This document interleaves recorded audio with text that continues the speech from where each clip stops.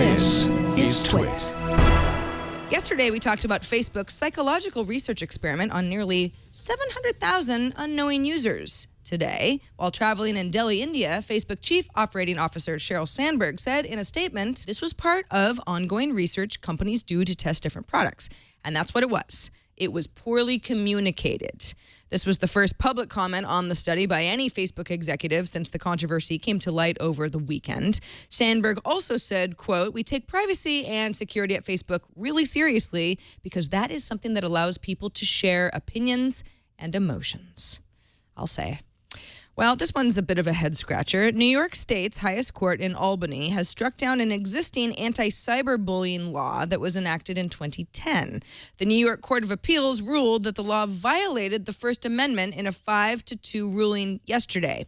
So what does the ruling mean? Well, that virtual harassment, intimidation, and the like are now protected free speech. So cyberbullying, according to New York law, specifically means any act of communicating by mechanical or electronic means, including posting statements on the internet or through a computer or email network, disseminating embarrassing or sexually explicit photographs, disseminating private, personal, false, or sexual information, or sending hate mail with no legitimate private, personal, or public purpose with the intent to harass, annoy, threaten, abuse, taunt, intimidate, torment, humiliate, or otherwise inflict significant emotional harm on another person.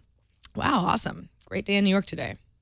The Guardian reports that it received automated notification that 6 of its own articles have been scrubbed from search results as the result of a European court ruling that individuals have the right to remove material about themselves from search results, which is also known as the right to be forgotten. So, when you Google someone from within the EU, you now see the most important information that the target of your search is not wanting to hide. As an example, The Guardian notes that 3 of the articles that date back to 2010 relate to a now retired Scottish Premier League referee named Dougie MacDonald. I actually just learned that he existed, but he was found to have lied about his reasons for granting a penalty in a soccer match or football match, depending on where you live, which eventually led to his resignation. Now, anybody entering the search term Dougie MacDonald Guardian into Google.com, the U.S. version of Google, will still see those 3 Guardian articles about the incident as their first results. In the UK, you can still find a Dougie MacDonald page. I have a hard time with that name. If you search for something like Scottish ref who lied, for example, but it disappears when you add his name to the search. The Guardian argues that it writes about things that people have done, which might not be illegal, but raise political or moral or ethical questions. They're the media. Tax avoidance, for example, would be a good one. The Guardian says these should not be allowed to disappear. To do so is a challenge to press freedom. The ruling has created a stopwatch on free expression. Our journalism can only be found until somebody asks for it to be hidden.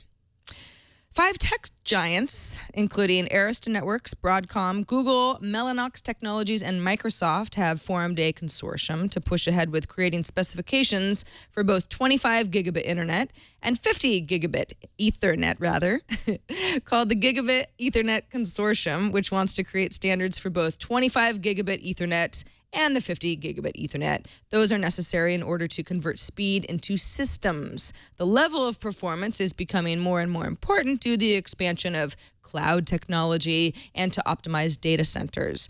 The consortium was formed after plans to create official Institute of Electrical and Electronics Engineers, or IEEE, specifications stalled at a meeting back last March.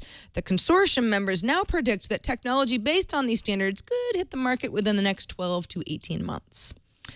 Also back in March, the second generation of Oculus's virtual reality headset went up for pre-order for $350 with a target ship date of sometime in July. The company has now announced that the first DK2, or Developer Kit 2, headset should start arriving by the week of July 14th, right around the corner.